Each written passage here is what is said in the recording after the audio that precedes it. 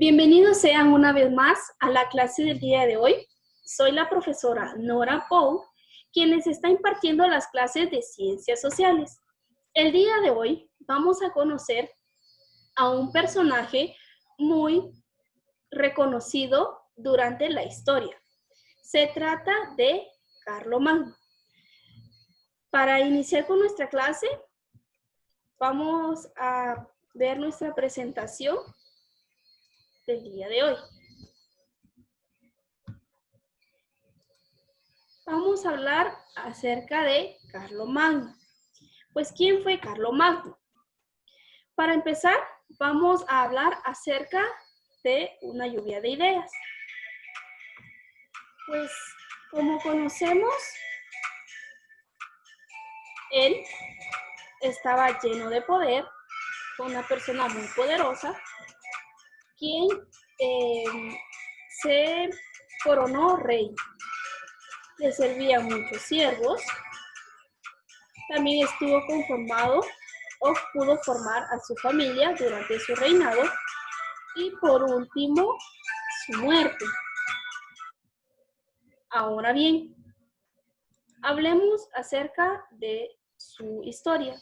Carlomagno vivió en los años 768 y 814. Carlomagno I el Grande fue monarca germánico que restauró el imperio en Europa occidental. Hijo primogénito del rey de los francos, Pipino el Breve, heredó el trono al morir su padre en el año 768 y lo completó con los territorios orientales concedidos por su hermano Carlomagno en el año 771. La significación de la obra política y militar que realizó en el occidente lo consagra como uno de los más eminentes personajes de la Alta Edad Media. También su política expansiva continuó con la conquista y anexión del reino lombardo. Esto es en el norte de Italia, realizada en el año 774, mediante una alianza de los francos con el papado. Dominaba Italia, aunque pervivían tendencias particularistas, especialmente fuertes en los ducados meridionales de Spoleto y Benevento. Carlomagno concentró sus energías en la conquista de Sajonia, esto es en el norte de Alemania, empresa que le exigió 18 campañas sucesivas entre los años 772 y 804. Pues Carlomagno dominaba así el más importante reino de la Europa en su época, pero para mantenerlo tuvo que combatir continuamente, unas veces contra rebeliones o resistencias internas y otras para asegurar las fronteras contra sus enemigos exteriores. Entre estas últimas cabe destacar la guerra contra los ávaros en la frontera oriental, que le llevó a dominar los territorios actuales de Hungría, Croacia y parte de Serbia. También un intento infructuoso de penetrar en España, abortado por la derrota que le infligieron los vascos en la batalla en el año 778, pero que le sirvió al menos para crear una marca hispánica sometida al reino franco, que iba de Pamplona a Barcelona. También se habla que la extensión geográfica del reino de Carlomagno correspondía a la totalidad de lo que hoy son los países de Francia, Suiza, Australia, Bélgica, Holanda y Luxemburgo, y la mayor parte de Alemania, Italia, Hungría y República Checa, Eslovaquia y Croacia. Ha sido considerado por ello un predecesor de la unidad europea. Ningún monarca había unido en su mano un territorio tan extenso desde la caída del Imperio Romano que sucedió en el año 476. Por lo que no es de extrañar que la idea de la restauración imperial se abriese paso, ligada a la alianza estable que Carlomagno mantuvo con el papado. El día de Navidad del año 800, el Papa León III coronó a Carlomagno emperador, dando comienzo así un nuevo imperio germánico que pervivieran hasta el comienzo del siglo XIX.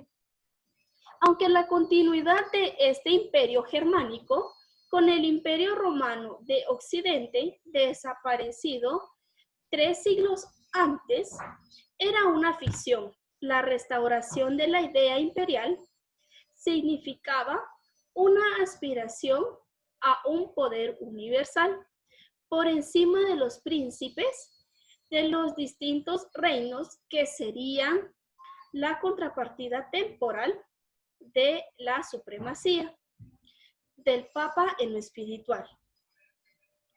Esta peculiar alianza y complementariedad del emperador con el Papa daría lugar a una pugna por la supremacía entre ambos poderes, que se prolongaría a lo largo de la Edad Media, en una época caracterizada por el alto grado de violencia y de anarquía que precedía la vida social. El Imperio Carolingio fue un gran esfuerzo de organización político-administrativo. Aunque no había una capital fija, la capital del imperio estaba donde se encontrara el emperador con su corte. La ciudad germánica de Aquisgrán cumplió esas funciones de manera casi permanente. Desde allí, una cancillería a cuyo frente se encontraba un clérigo culto. Dirigía los asuntos tanto civiles como eclesiásticos. El control del territorio estaba en manos de los condes, salvo en las marcas fronterizas, organizadas militarmente, y unos enviados del emperador supervisaban la administración en cada rincón del territorio. La región cristiana continuó un elemento cultural de integración, de estabilidad y de orden social que el emperador se encargó de cultivar. Protegió a los monasterios y procuró extender la fe cristiana hacia el norte. Sin embargo, aquel gran conglomerado territorial no sobrevivió mucho tiempo. El propio Carlomagno había previsto que a su muerte el imperio se repartiría entre sus 3 hijos, pero la muerte de 2 de ellos retrasó la fragmentación hasta el momento en que murió el único sucesor superviviente, Ludovico Pío, que también dividió el imperio entre sus 3 hijos. La dinastía carolingia siguió al frente del imperio hasta el comienzo del siglo V y del siglo X, en el trono de Francia hasta el año 987. La residencia de Carlomagno, el Palacio de Aquisgrán, fue la residencia fija de Carlomagno hasta su muerte y el lugar desde que gobernó el imperio. Este suntuoso complejo presidencial fue destruido a lo largo de los siglos, pero todavía se conserva la capilla palatina, el núcleo de la catedral de Aquisgrán, donde fue sepultado el emperador en el siglo XII. Sus huesos fueron depositados en el llamado sagrario de Carlomagno, expuesto en la misma catedral. Y muy bien, como ya conocemos acerca de un poco de su vida, vamos a realizar ahí en nuestras casas, vamos a buscar un cuaderno o una hoja en donde a ustedes les parezca mejor y vamos a realizar un PNI. ¿En qué consiste el PNI? Pues vamos a sacar algunas ideas positivas de Carlomagno, sus ideas negativas y nuestras ideas interesantes. ¿Qué nos pareció interesantes a nosotros de este tema? Por ejemplo, yo acá realicé el mío que dice en lo positivo. Pues el emperador creó un gobierno centralizado que respetaba las diferencias regionales, impulsó entre sus súbditos una noción de pertenencia al imperio a través de un juramento oral de lealtad, cosa que sí cumplió. Lo negativo de él, pues el emperador era un hombre de apetito vehemententes y un monarca que debía asegurarse la sucesión, de manera que vivió en palacio acompañado por un séquito de esposas y o concubinas, dado que ellas podían fallecer o él repudiarlas. Tuvo un total de 11 mujeres que le dieron hasta 20 retoños. De todos ellos, el heredero de Carlomagno fue solo Ludovico Pío. Y en lo interesante es que fue el único emperador que hizo la extensión geográfica del reino Carlomagno, que correspondía a la totalidad de lo que hoy son Francia, Suiza, Australia, Bélgica, Holanda y Luxemburgo, y la mayor parte de Alemania, Hungría, la República Checa, Eslovaquia y Croacia. Ha sido considerado por ello un predecesor de la unidad europea. Ningún monarca había reinado en su mano un territorio tan extenso desde la caída del Imperio Romano.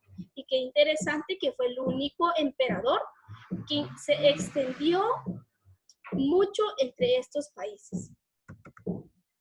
Y por último, les agradezco a todos por su atención. Que estén muy bien, chicos y chicas, y nos vemos en la próxima clase. Bendiciones.